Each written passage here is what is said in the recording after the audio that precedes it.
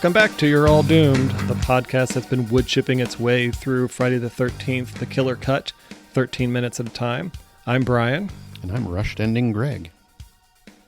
This segment begins with the indistinguishable screenshot of something and ends with some credits. So I think we're still in the tunnels and Clay and Whitney are running around through somewhere and they eventually find their way to an overturned school bus. I want to hear that story. Totally. Like, why is there an abandoned, overturned school bus on the campgrounds? That is exactly what I want to know. What the fuck happened to this bus?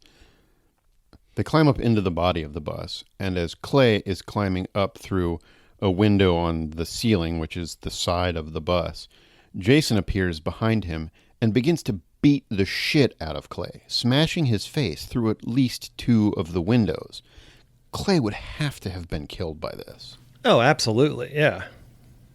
Whitney runs to the far end and hides as Jason lowers himself down into the bus. Rain starts to patter on the roof, which makes me want to snuggle up in the back seat of a car on a rainy night. It just sounds really cozy. Drawing his machete, which I don't like, he marches forward and peers down the trap door. Whitney is perched above, and with a fuck you, kicks him down the hole. This is probably a good point to bring up one of my least favorite things of this movie, and especially in the second half, is it's so damn dark. You just can't see what's going on. You can't see the details of the tunnel. You can't see the details of the bus. You're just like constantly struggling to make things out. I understand that darkness creates suspense and tension, but I feel like it's working against what we're trying to accomplish here because I'm just struggling the whole time to figure out what's going on. And the more frustrating part about this is if you watch any of the behind the scenes footage of them making this movie, these scenes are really well lit. And so they're doing all this darkening in post-production. So it's not like it was shot poorly and this is just what they ended up with. Like, they were lit in ways that were more effective and then they just darkened it. And then you get these shots where you just can't figure out what the hell's going on. Yeah, you're right. We talked about this a little bit in part 3 where the tension of a scene is completely drained when you have no idea where the characters are or where they're trying to go. It just gets too confusing. Miraculously, Clay is alive and lifts Whitney out of the bus. There's a really weird edit where they then run from the far side of the bus toward camera instead of simply jumping down so that we can see them. They're headed in that direction anyway. I have to imagine it's because the actors didn't want to film that stunt in the rain, but it just seems like some unnecessary blocking. Back in the barn, Whitney and Clay are catching their breath as they've apparently gotten away from Jason. Just to be safe, Clay has now armed himself with a sickle, and Whitney is hiding behind the door. Again, they wind up in this barn because it's a location that we've already seen twice, but where is it in relation to the camp? Where is it in relation to the house? Why would they know it's there? I guess Clay has been there before, but I don't know. It's one more thing that makes this final act so confusing. In a scene reminiscent to the end of part 2, Jason then punches through the glass and tries to pull Clay through the window. Jason decides that it's easier to bust through the wall, so he enters the barn and continues the fight. Somehow the wood chipper gets turned on, and Jason briefly starts to force Clay's head in.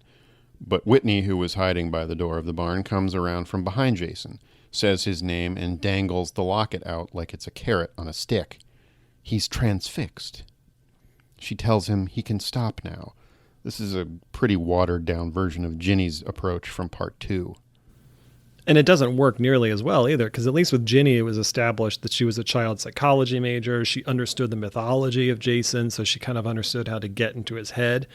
There's no way Whitney understands any. All she's ever seen is the locket and then a very brief story from Wade. So there's no way she's going to be able to piece all this stuff together and act like, well, I kind of look like your mother because that's what Mike said. So, I mean, you're absolutely right. The movie's defense is that she lived with him for 6 weeks and she kind of psychologically manipulated him earlier by saying his name.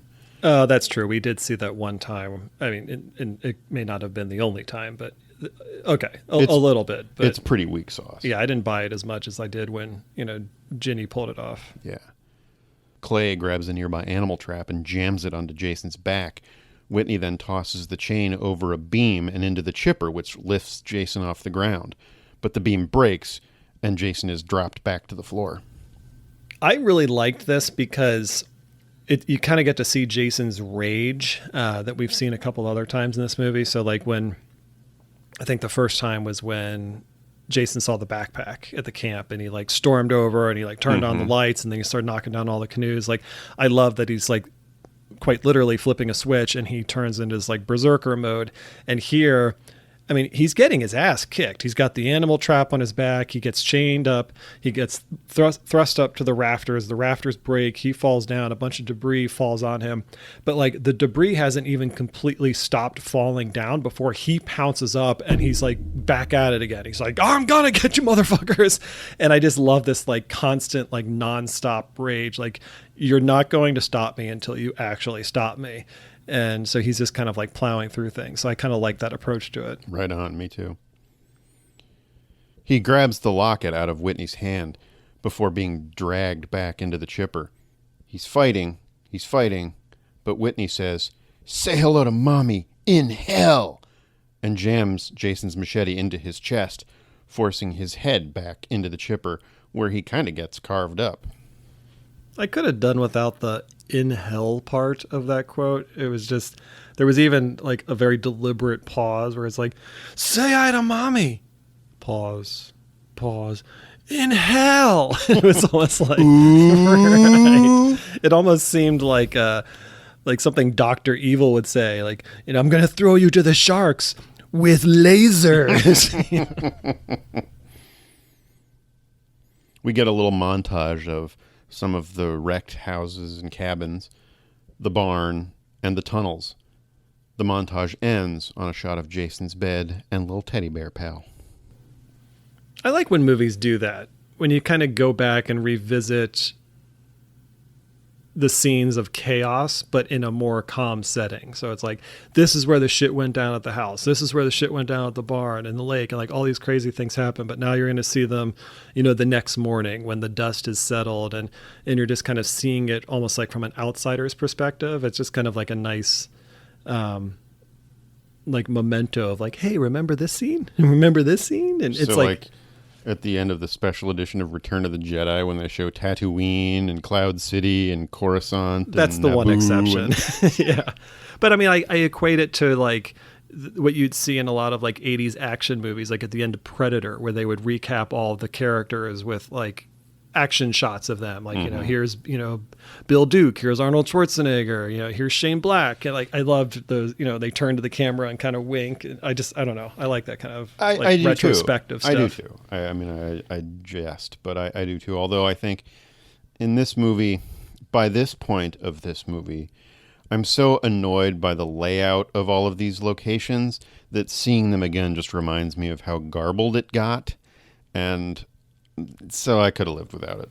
You know what they could have done is like a drone shot or a helicopter shot where like you start at the barn where this scene ends and you pull out and you're like, okay, here's the barn. And then you're like, oh, look, there's the house. It was right over there. There's the campground. There's the lake. And then you like, they could not have done it based on where they were filming this, but like just to kind of lay everything out, like look how close or look how far everything was from each other. Look how far they traveled to get to all these different places. Oh, and it turns out that like the structures in the shape of the woods make a hockey mask.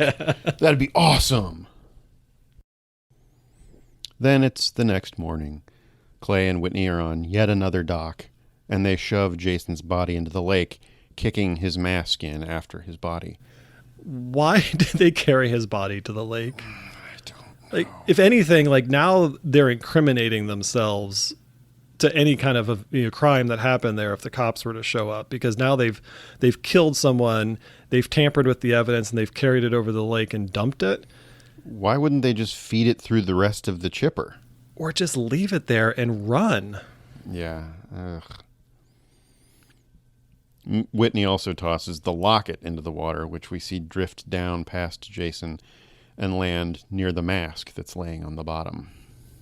Did you notice how deep the lake was? It's like right off the dock. Like we've seen this like I think it was in A New Blood, where the dock, the water off the dock seemed to be like 30 feet deep, and we're dealing with that again here. Right. How long are the pilings for the dock? Yeah. Clay is about to give Whitney a hug when Jason, who has grabbed the hockey mask that float down to the bottom of the lake, and bursts through the dock and grabs Whitney from behind. The movie ends on her scream. But I have a question for you. Do you think Clay ever got the chance to tell her that their mom died?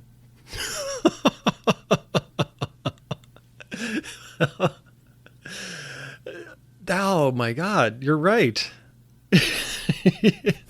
Like he was just about, hey, Whit, Mom. Like, when he's down in the tunnels and he's like got the pickaxe and he's got it held back and he's waiting to cross chop the chains, and he's like, oh wait, before I forget, Mom died. Chink. Yeah. Oh, that's a very good point. I like the idea that like we get like in the extended cut where Whitney gets dragged down to the bottom of the lake and Clay's standing at the top and he's like shouting down through the water, Mom died! Say hi to Mom in hell! Oh, poor Whitney. All kidding aside, though, do you think this really happened, or is this another one of these dream sequences? Because I'll answer my own question first, but I think it's a dream sequence because you clearly see Jason's hockey mask and Jason float to the bottom of the lake separately. But when Jason comes out of the lake, he's wearing the hockey mask, which just seems kind of silly that he would go through the trouble of like grabbing it from the bottom of the lake and putting it on before swimming up and grabbing Whitney. So it just seems a little too polished up and tidy to be reality. Certainly, ambiguous endings are this series' stock and trade, but I feel like previously they've been vague due to carelessness or uncertainty that there would ever be any sequels. This was the first one that I felt was deliberately conceived of to be vague so that they could write themselves out of it if there was a sequel, where they could say, oh, it did happen, or they could show Whitney waking up and that dock scene never did happen. It seems very cynical in its vagueness, and it's undercut by the fact that everything is so rushed and compressed in this movie that it happens too quickly to be even effective as a jump scare, because it's just like Jesus, like it's like being punched 5 times. By the 5th punch, you're not even feeling them anymore. If they'd given us a little bit of a breather and they'd had the conversation about their mom dying or something, and then in the middle of that gentle moment, Jason pops out. But I guess I could see where they would say, well, people are going to be expecting us to have Jason pop out, so let's just do it sooner than they're expecting. I don't know. I didn't care for it. I would say I think it probably happened and is not a dream, but they could absolutely respin it to be a dream if they wanted. Yeah, I agree. No, it's a good point about how quickly it happens. Because if you think about Alice in the original, she's floating in that boat, I feel like, for a good minute. And you hear that serene music and everything's very calm for a while. So you are led to believe, and granted, that's the first time we're seeing it, so we're not necessarily expecting something to happen, but it takes a while to unfold. And then when it does, it is a shock and a surprise. But your point is good about, in this case, it's, between them showing up at the dock, dumping the body, the locket, the hockey mask, and Jason jumping back out, it's probably 30 seconds. And there's no time to catch your breath and even think about it. So, but yeah, it's definitely just a convenient excuse to set up a sequel and leave it open-ended enough that they could come up with a couple of, different scenarios of, whether Whitney comes back or whether she doesn't. You've got 2 very easy outs there. So it's hard to say whether or not there were any deaths in this episode. If Jason is dead, there would be 1 death. But If he's not dead, then there were none. All we know is that Clay and Whitney's mom is still dead. Yes. To hear my pitch for Jason Takes a School Bus, and to hear about all the credits from this movie, tune in next week to the final episode of You're All Doomed.